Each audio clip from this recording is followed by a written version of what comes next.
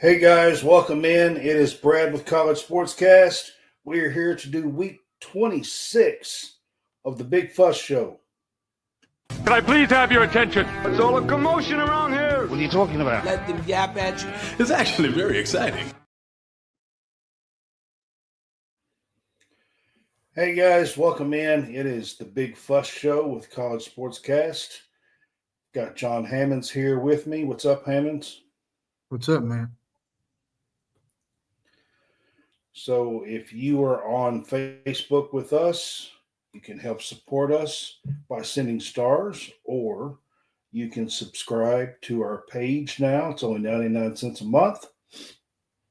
It does give you your own chat just for subscribers and your own page just for subscribers. Again, it does help us make a little bit of money to help continue to make these shows and content for you guys. All right, John, I'm a little bit under the weather, so I'm probably going to let you do a whole lot of the talking. That's fine. I don't want to get to coughing.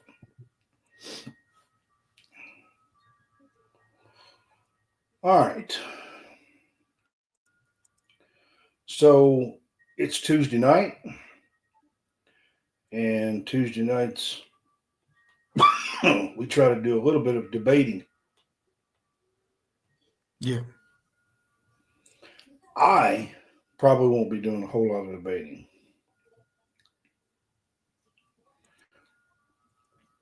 But I do got to ask you this, John. So we'll start out with this. So the SEC and the Big Ten are kind of leading a push to expand the college football playoffs. What do you think? We saw the first edition of the playoffs this past year, with the 12 teams.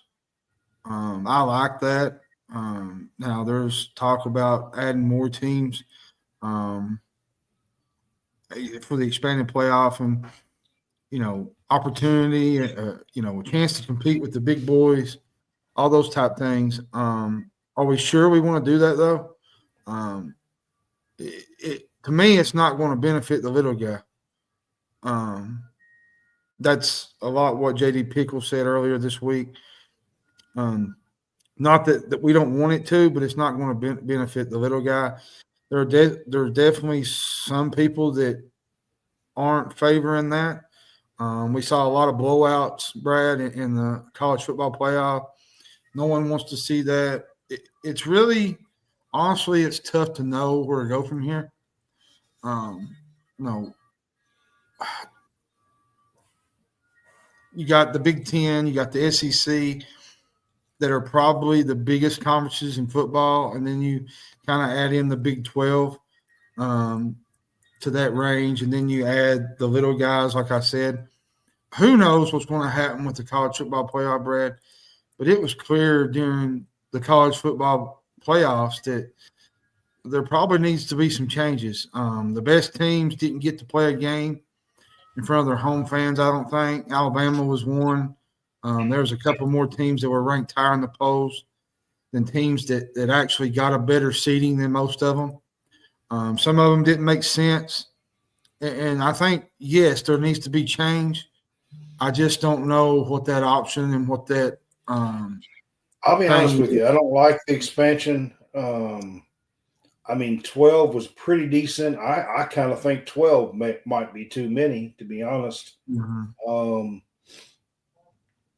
I like the fact that the best of the best play for the college football championship. And to me, when you start letting in 4-loss Big Ten teams or 4-loss SEC teams, who cares? Yeah, I agree with you. And the thing, too, to me, you had some of the Big Ten this year, like the SEC, they kind of dominated the stretch. Ohio State, Penn State, you had SMU in there. That was part of the ACC, but you had Indiana, Georgia, Texas. You had all the big schools. Now, I kind of look at it from a college basketball perspective. The college basketball, the way they do things, the tournament, I think they do it the right way. Everybody gets a chance, but not everybody gets to be in. It's sort of like with the bubble. Somebody's going to be left out, but at least there's stats and there's other metrics to kind of back it up. John, I don't know if you've seen it or not, but here's what the SEC and the Big Ten is suggesting. So they want to guarantee 4 spots each for the SEC and the Big Ten.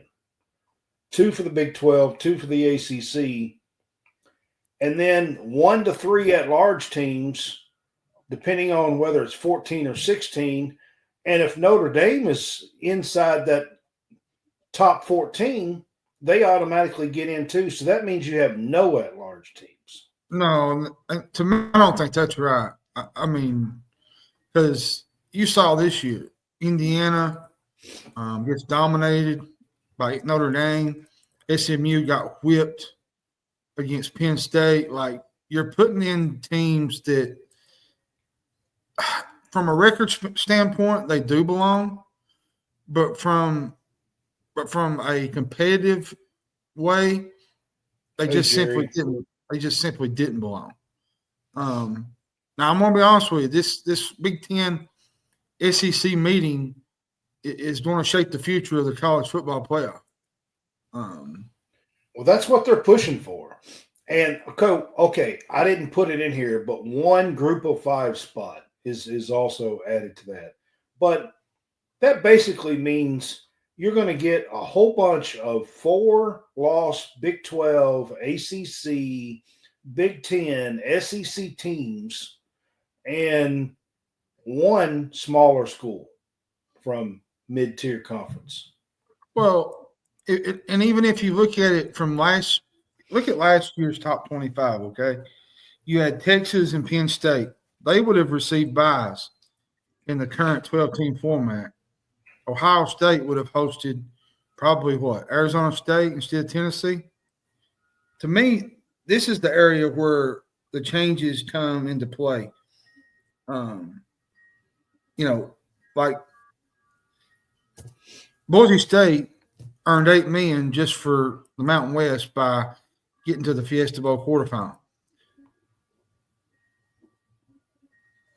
Right. How do you say this? There's understandable that most teams would often be so far down the committee's rankings, they're simply ticketed to go on the road to be a one and done at some blue blood in a first round game, basically. And to be honest, it's all about money too. It's not, the bottom line is it's money, revenue, the appeal for certain games. Look, our team's in the SEC. Well, when you look at the bowls, guaranteed 4 spots might help Ole Miss or South Carolina or Kentucky if they ever get there. I'm not saying that if it's my team that I wouldn't be okay with it. I'm not saying that. However, as a fan of college football, I'm just not interested in watching an 8-4 South Carolina team get in and get smoked. I agree. I'm just not interested in that. Or Kentucky for that. Well, and you look at SMU. Listen, I'm a Kentucky fan. If Kentucky was to sneak in, John, but then they have to play the top overall seed, and they get beat 42-10 in the playoffs, is that fun? No, it's not. Is that fun? Is that fun for a fan to watch? Not to me, no. I agree with Bill. 8 would have been fine. 12, I think, is just too much because you look at the teams that got there. Like we said earlier, we had Indiana, SMU. They never really competed. At some point, better teams have got to find a better way to get in. Like the Alabamas. I'll be honest with you. I'd have rather had Alabama in as had Indiana in because at least Alabama would have competed in that playoff. Indiana never even showed up. And, yes, they had a good record, but who did they really beat in the Big SMU Ten? was worse. SMU was a lot worse, yes. Indiana basically Indiana got in because of their record. And they really didn't beat anybody. So, Yeah. I mean, all that's true. Now, at the end of the day, part of this in that SEC Big Ten meeting that's fixing to happen, if they do agree to all this, part of that agreement would be that the SEC goes to a 9-game schedule, just like the Big Ten. Mm-hmm. And there would be some kind of set matchups, whether that be 4 matchups a year between the SEC and the Big Ten and out of conference. So if you did 4 a year and you switch teams, like once every 4 years, your team would have to play an out of conference game with the Big Ten team. Not a bad choice there. I mean, now, but that means you get 9 conference games and that Big Ten team. Yeah, and you and what you do, you probably replace, say you look at Kentucky's schedule, you probably knock out one of those games that they normally win, like normally cupcake game, they knock one of those out and put the Big Ten team in there. I think it helps a little bit, certain teams, and I think it don't benefit other teams as well. It would help the strength of schedule. It would. I will say that. Can you compete in that kind of – can a team like, I don't know, say a Kentucky, teams down the ladder, like Northwestern. I think it waters down the regular season and the playoffs. Yeah, both. It does. It does. Yeah. And Bill says he thinks they were better at 4. It was more fun. For me, these extra playoff games, get your friends, cook out, and enjoy a beer, you see. Yeah. Stephen, do you think Notre Dame should have to be in a conference?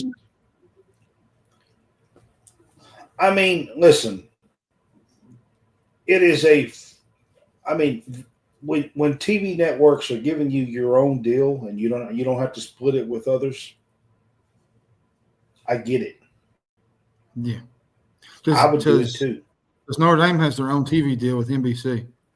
Yeah. I mean, when you get your own deal and you don't have to split it with others, that's what they get. So yeah, Notre Dame proved it this year. They didn't make the plays necessary to beat Ohio State, but they did prove it this year. Compared to the last 3 or 4 years that they had. Honestly, I wish that they would just have to join the ACC, to be honest, because they're in the ACC and everything. Yeah, might as well. I mean, might as well jump in there.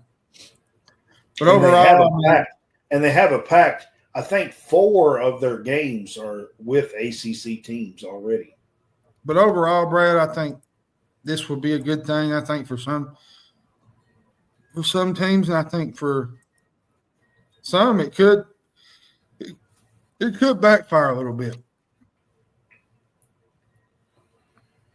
So a certain amount of SEC Big Ten out of conference games each year added to a schedule, added to an already 9-game SEC schedule, it's going to be tough for some of these teams if it happens. Yes. Now, I will say this. Teams like Indiana, who had a terrible out-of-conference or terrible strength of schedule, maybe that'll help a little bit, having to play a SEC team.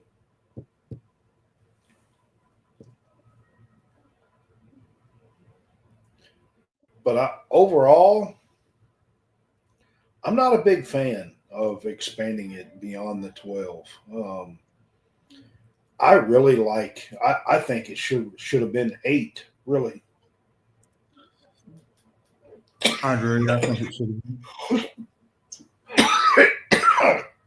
been. Sorry, Oh, you're good. I told you. All right, basketball. Yeah, I can do this. Top 16s were revealed. Yeah. I'll start out with the men's first since they was revealed Saturday. Let's see here. I got to pull it up. Didn't know you were sick. Let's see here.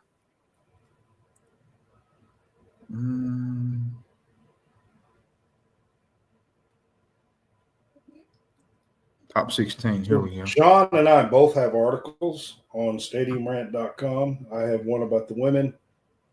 He has one about the men on the 16-team reveal. Yeah. Top 16. I got a Vandy article, a Kentucky article out too. So that was yesterday. So okay. So the overall number 1 seed was Auburn in the South.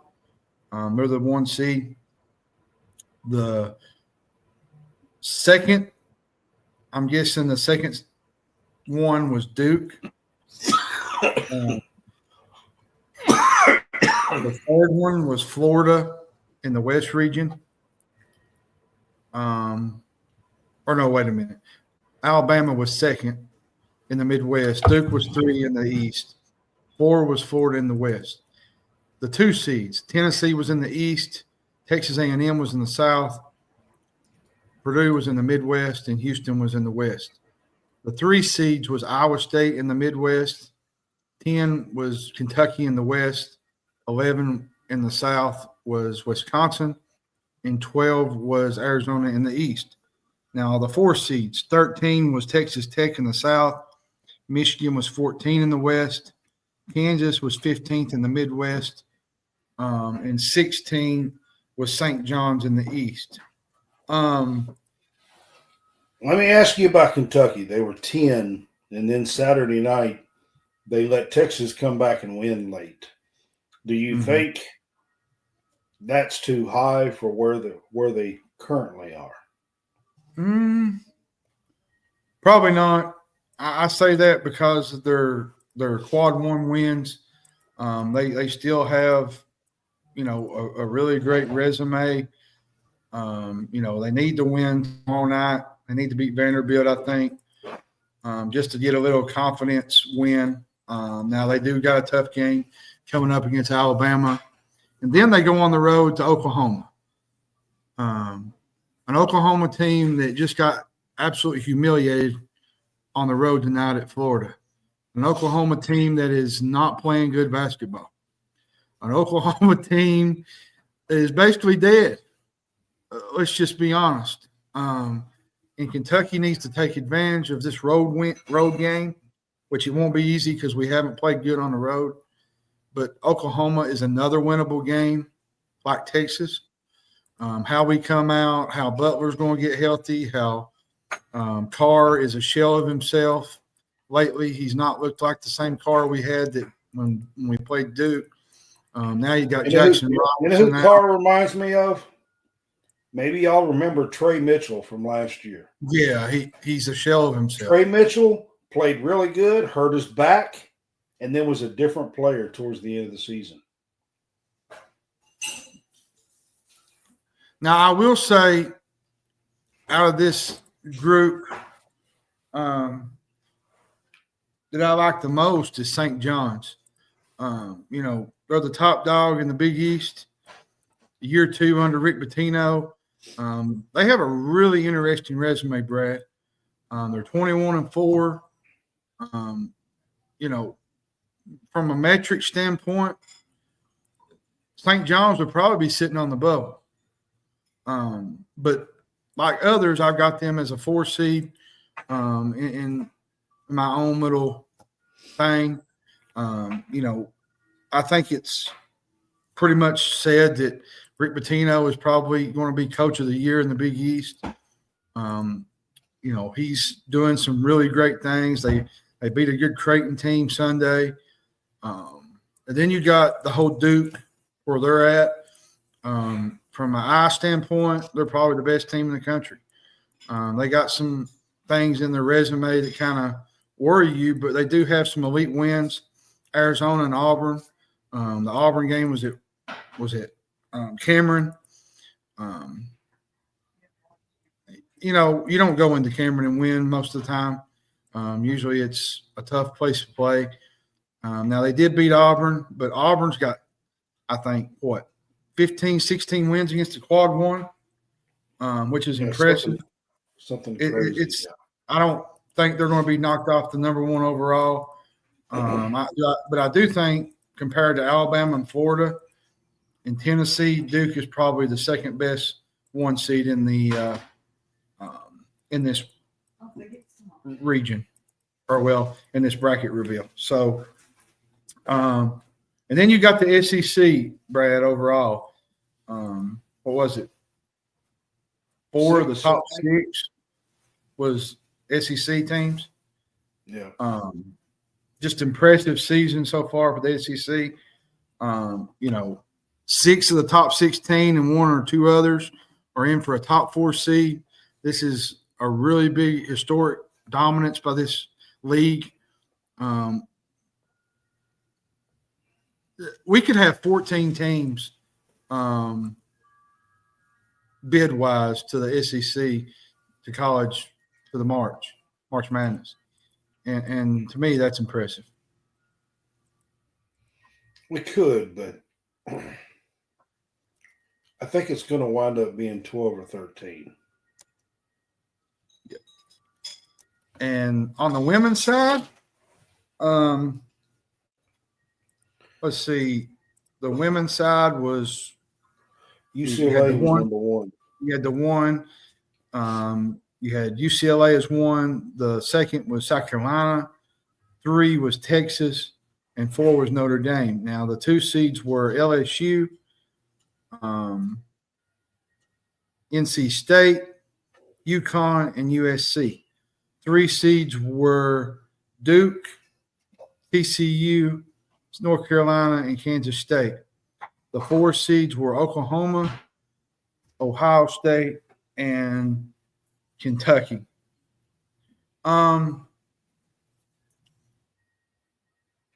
Tennessee. Right now, in Tennessee, yes. Right now, to me, for the women's side of things, Texas, to me, is the best team in the country, Brad. They beat 3 top 10 teams in a matter of a week. They beat Kentucky, South Carolina, and LSU. Just impressive. I think it's the best stretch of any team on the women's side this year. Oh, and you got Rory Harmon, Madison Booker, Oldacre.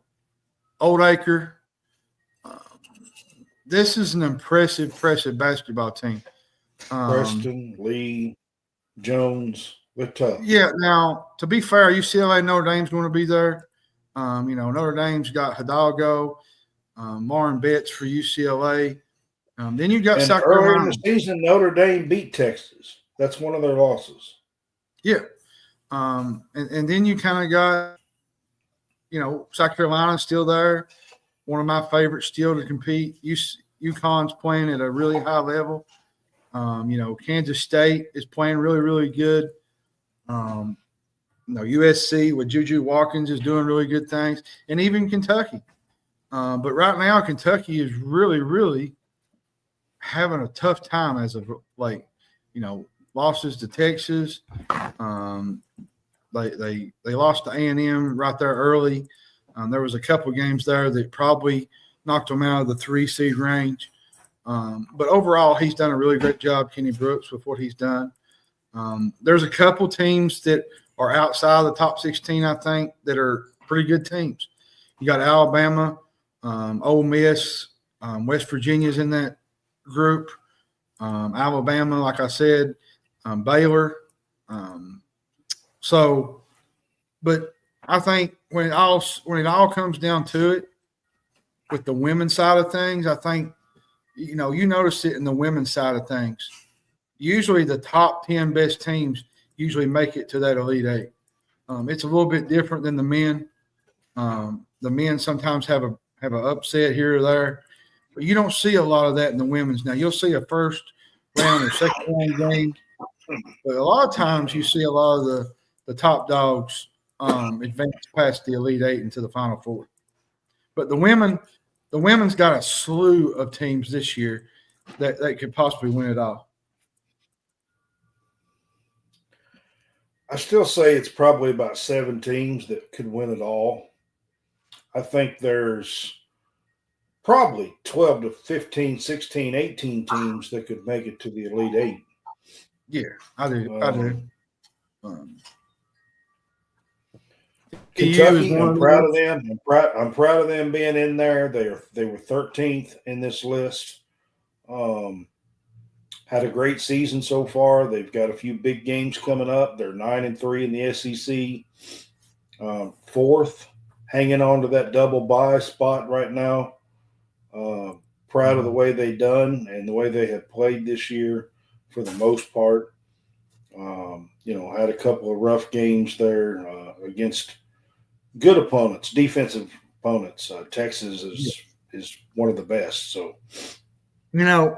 something that didn't get brought up about Notre Dame being the last 1 seed, I think a lot of that had to do with their losses at the Cayman Islands. They lost to TCU early in the year, and they lost to unranked Utah. I think that's hurting them a little bit when it comes to that last 1 seed. But they actually, on Monday, was the number 1 seed in the AP poll, or number 1 team in the AP poll. Number 1 team, yeah. Notre Dame's resume has been really, really good. It's just those 2 knocks on their schedule. Ivy's group is probably one of the best in the country. They have one of the top 5 offenses. They're just, I think, 3 teams in college basketball to shoot over 50% from the field. South Bend, I'm telling you, they play ball down there in South Bend. This is a really good Notre Dame team. USC has the opportunity to go up. They upset UCLA last week. They still got a good draw. I think they'll see UCLA at least again with their conference tournament. They got a home game against Michigan State. The no-show on the road against Iowa, I think, is the one thing that's holding them back. Now, if Juju Watkins keeps playing like she did against UCLA, she might just lead them to the national championship. Juju's playing at a really high level right now. Now, she had struggled at times during the season, but I think she's kind of figuring it out. And then I kind of want to go into NC State, Brad. They're a fun 2 seed. While they got some nice wins, they beat Duke. They beat a good FSU team on the road.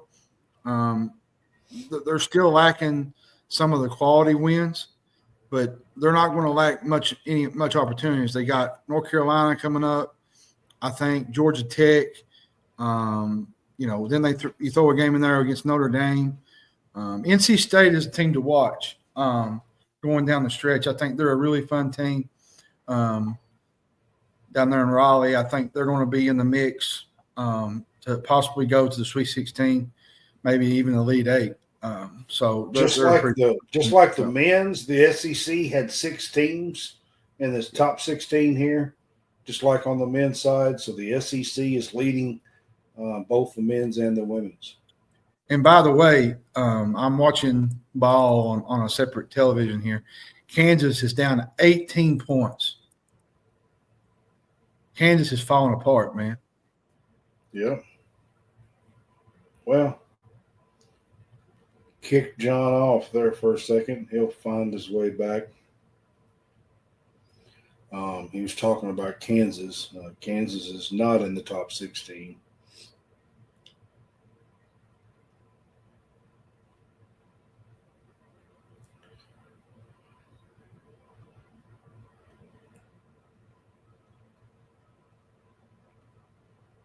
Shane says BYU. I was talking men, Brad, the men for Kansas. Yeah. They're in the top 16. They're losing to BYU on the road by 18. Since that bracket reveal, they've lost to Utah, and they're about to lose possibly to BYU. Not good if you're a Kansas fan. I agree. A team that has All right, John. a team that has controlled the Big 12, the last 5-6 years? Just a rough year this year, to say the least. Yeah, I agree. All right, Dawn Staley lost a couple of huge streaks that she had just in the past 9 or 10 days. One was a 57-game SEC regular season streak. The other was a 71-game home winning streak. 2 huge streaks snapped. I just wanted to give you a little platform to talk about the run that she's had at South Carolina and the 2 teams that snapped their streaks. Unbelievable, man. Just hard to believe that streak got snapped.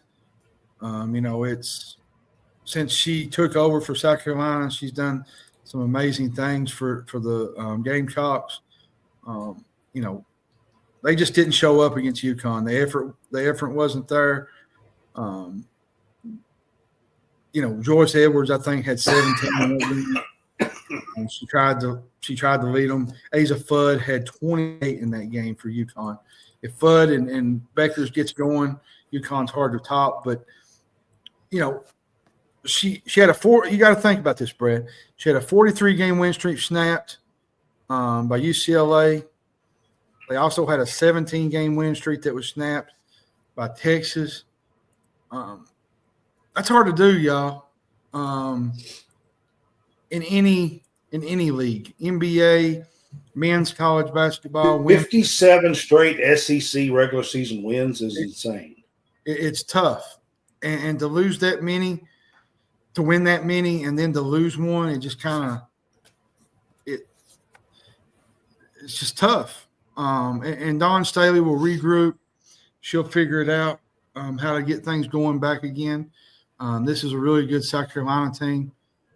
They'll figure things out. They got a really good team still, and they don't lose at home. South Carolina hardly ever loses at the Colonial Center, so that's a very rare first for South Carolina, and I think they'll figure it out and they'll get better. They had not lost at home since 2020, 71 straight games. And I think this loss will help them down the road, and I think it'll make them better as a team. I still think South Carolina is in that mix to be a Final Four national championship team. One loss on the road at home in the middle of February, I think, is not going to really bother Dawn Staley that much, as long as if she could win a national championship. So, props to Texas, props to UConn. They done what they had to do, and they broke some records here, and props to them. All right.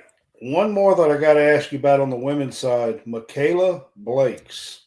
If you guys don't know who she is killing it in the SEC. So she had 53. She had 53 in a game about 2 weeks ago.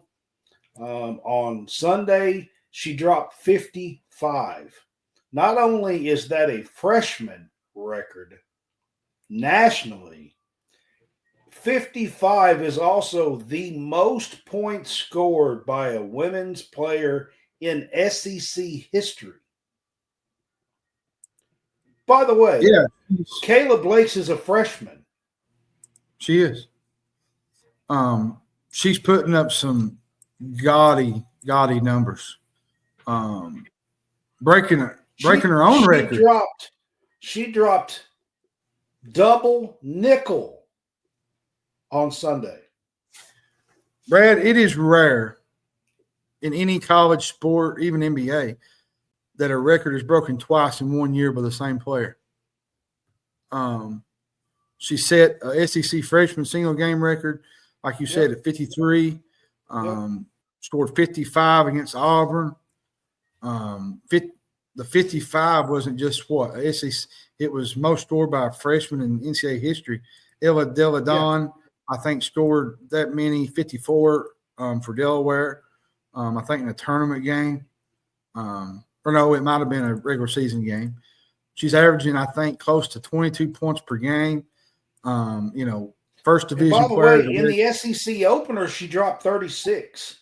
So well, she's 3 times she's been above 36, and twice above 50. Yeah, and she's also the first Division I women's scope player to register 50 50-point games in a season. And I think a couple did it twice during the 16 season. I can't remember who it was, but Blakes is right on that edge, I think, to possibly win maybe Player of the Year, maybe SEC Player of the Year, maybe even Freshman of the Year. So unbelievable season Mikayla Blakes is putting together, and not to mention her sidekick Pierre. Pierre is good as well. She's a sophomore, but Blakes, the thing about her, she's at Vandy, if you guys don't know, but the thing about her is in the women's game, she's going to be there for at least another 2 or 3 years. I mean, at 22, if you've had your 22nd birthday, you technically can go to the WNBA. But with the money that these kids are making now, it makes much more sense to stay in college and finish your college for these girls.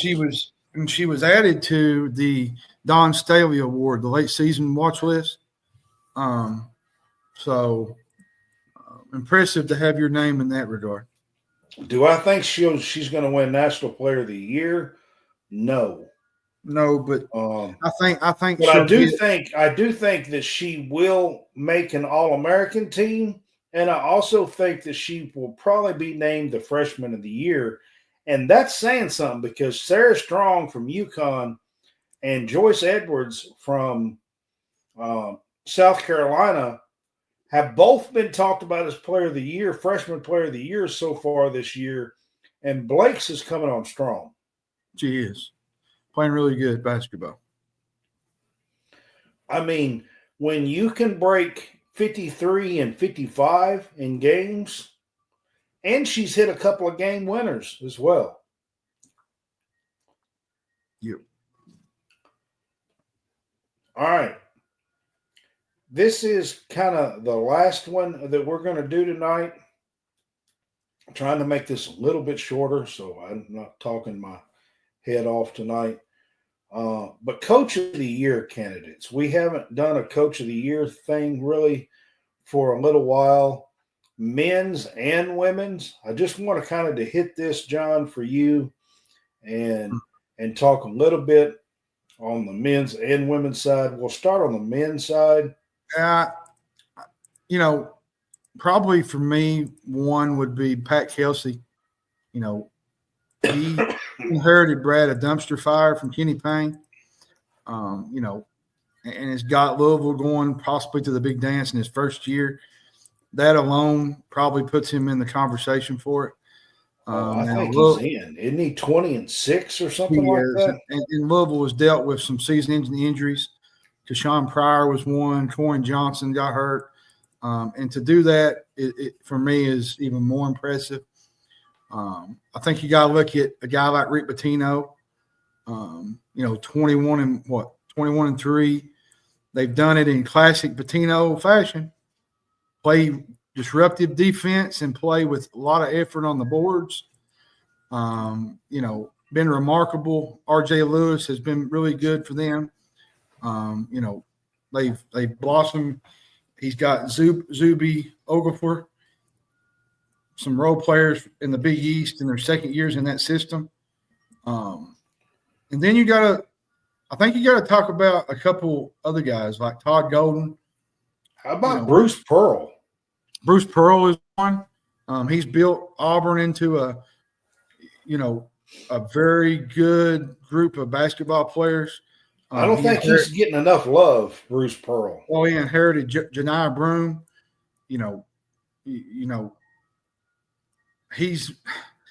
He moved Broome to power forward, and took Tahad Pettiford and put him at the point, and I think that's helped Auburn a little bit.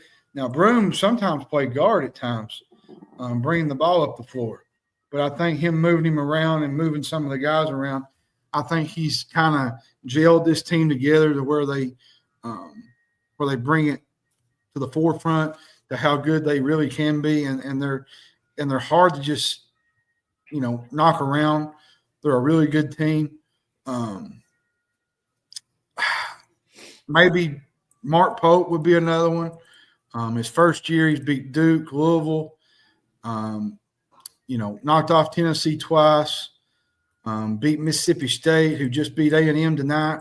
A big win for the Bulldogs. He beat a good Texas A&M team, beat his rival Louisville. So I think he's in that group. But I'm going to give you one that I love, and I don't think he'll win it, but I think he'll be one of the tops. Is Dennis Gates from Missouri. No one in the country, I don't think, to me, has ever turned around an 0-19 team and then yet again took them back to the tournament. They was 8-24 last year. They added Mark Mitchell, a really big piece. I think he came from Duke. Tony Perkins. They built a lot on they had a lot of returning guys. Beat Florida. They beat Kansas. Beat Ole Miss. Added Caleb Grill, a star veteran from Iowa State, which he's having a really good year for them. And I think, they're probably looking at a top seed come March. And then you kind of got the guys that like Mark Byington from Vanderbilt, a Matt Painter, Tom Izzo would be another one. A lot of people didn't think Michigan State would be in this position. Now, I thought they would be good, but I didn't never think they would be this good. Jace Richardson has been a really big piece for him. Atkins has been really good. So a lot of those, there's so many you can probably choose from when it comes to ranking the men's side. But those are mine, Brad. All right. I mean, I just, I agree with some of those that you said there. Looks like we lost him again, but, I agree with some of those that he said. Dennis Gates, spectacular year coming off of 0-18 in the SEC. But I don't think Bruce Pearl gets enough love. I think the job that Patino's done and Kelsey's done is really spectacular as well. So on the women's side,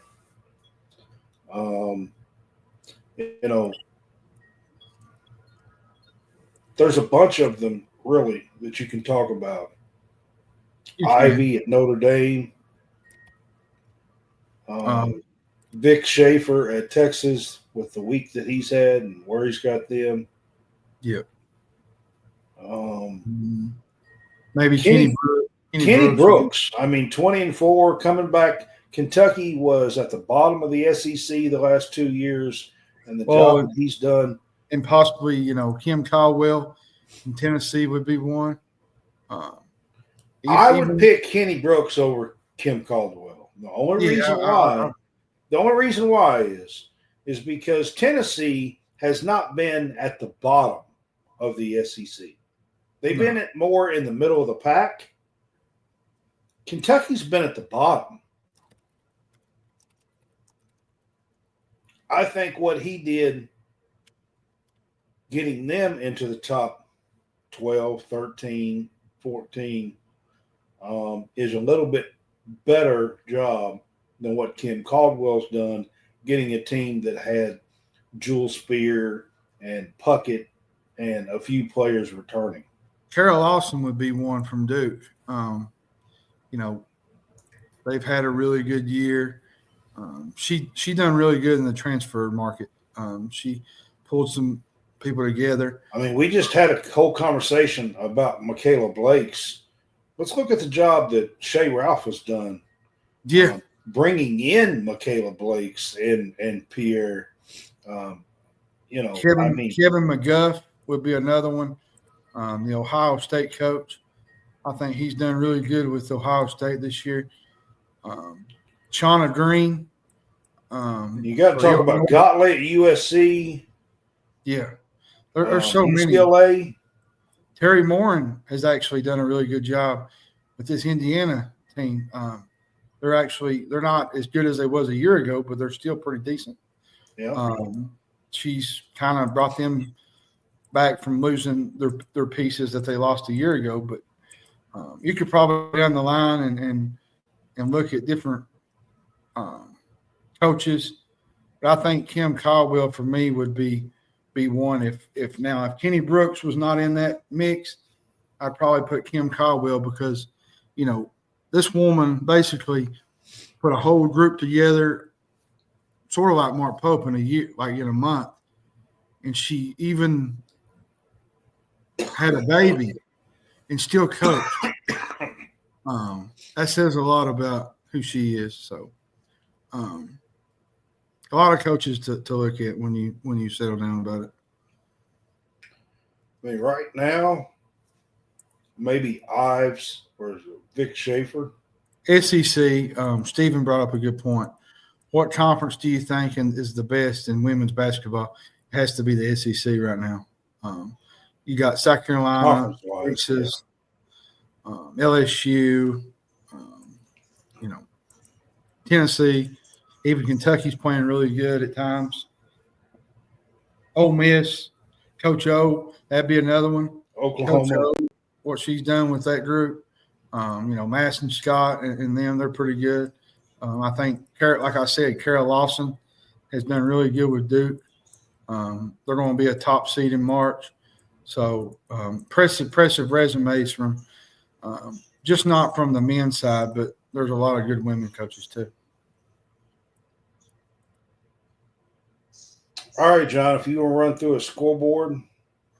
Yeah, let me get to it real quick. The scoreboard. All right, this is from earlier tonight. Toledo beat Ball State 67-66. Iowa beat Central Michigan 84-82. Kent State beat Bowling Green 91-84. Akron beat Northern Illinois 73-63. Western Michigan beat Buffalo 97-64. Eastern Kentucky beat Lipscomb 66-57. North Alabama beat West Georgia 80-62. Queens beat Central Arkansas 89-72. North Florida beat Stetson 79-71. Loyola Chicago beat Davidson 77-69. Pittsburgh beat Syracuse 80-69. Eastern Michigan beat Miami, Ohio 76-66. Bellarmine beat Austin Peay 94-68. Florida Gulf Coast beat Jacksonville 72-56. UConn beat Villanova 66-59. Michigan State beat Purdue 75-66. Mississippi State beat A&M 70-54. Florida beat Oklahoma 85-63. Xavier beat Butler 76-63. Currently ongoing. Halftime, LSU leads South Carolina 41-27. Colorado State trails Nevada 36-33. Boston College trails Virginia Tech trails Boston College at halftime 26-11. Virginia Tech has 11 points at halftime. Not great. BYU leads Kansas 41-24. Almost halftime. Marquette's beating Seton Hall 33-16. Houston leads Arizona State 36-24. Utah Martin trails Tennessee State 40-27. Air Force leads Wyoming 46-40 second half. Halftime, Wisconsin leads Illinois 47-41. Texas Tech trails TCU 64-63, 3 minutes to go, second half. And Iowa State is on the verge of beating Colorado 72-51. And the late game of the night is UCLA, Minnesota, and Fresno State, San Diego State. Mississippi State beat Texas A&M pretty good tonight. Yeah, they did. 70-54.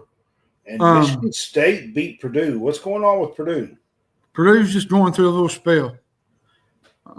Happens to a lot of teams down the stretch, so we'll see. I was going to say, since Brad's kind of coughing and stuff, I kind of wanted to just let this out. Tomorrow night after the UK game, we're going to do a Kentucky show. We're going to do the men probably first, and then talk about the women. And we're going to do our UK show. Hopefully, we come on with a little bit of cheer around us, but unfortunately, with players out, you just never know about a game. So, certainly don't.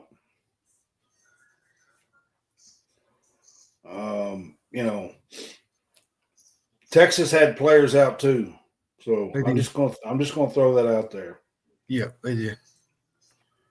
And we had a 5-point lead with 3 minutes and 51 seconds on the clock. So somebody needs to step up tomorrow and make some plays and beat this Vanderbilt team. I mean, they're not great defensively.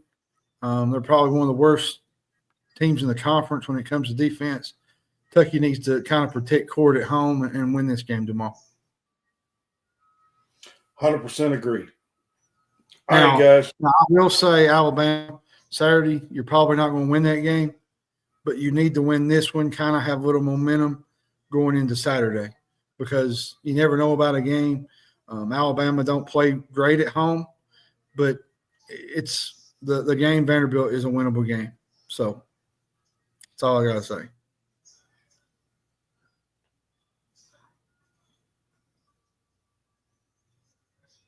Yeah, Bree and Carr's got to be. That's the thing, Bill. Carr has not been himself since probably early November. He don't even look like the same player, to be honest. Hopefully he turns it on. We can figure things out. So, all right, guys. Hopefully, if I'm feeling better and everything else, are not feeling worse. Let's put it that way. We'll be on tomorrow night, do our Kentucky show. I will say that thank you I just want to say for the prayers for Brad's family. The situation turned out really great. So everything's kind of – it's my dad, to be honest with you, and he's on the mend. So I'm thankful for that. Yeah, and for everybody out there, they're giving 4 to 6 inches of snow tonight. I think Brad's supposed to get 8. Everybody be safe out there tonight. I know there's been a lot of flooding in the state of Kentucky. That's one thing I'm over it. With the final buzzer, I kind of wanted to bring that up. Our prayers are with the state of Kentucky right now. There's a lot going on with the flooding and people losing their homes and people having to evacuate. It's been a tough winter, Brad, in terms of flooding, snow. There's just been a lot going on. People lost their lives in this flooding. Yeah, it's been a disastrous winter. And I'll be honest, I'm a winter guy, but I'm kind of getting ready for summer. I might stay out there for about 24 hours at this point. Appreciate with the way that, Jerry. The weather has been, and thank you. So, I don't talk about it or post much, or I don't think my dad would. He doesn't do that kind of stuff. So but it's he's on the mend now, so I think everything's going to be okay. But it was touch and go for a little while. So Stephen Decker He's a really good friend of mine. He loves snow, by the way. I'm over it. He actually don't. He hates it. I just aren't aggravating him about it.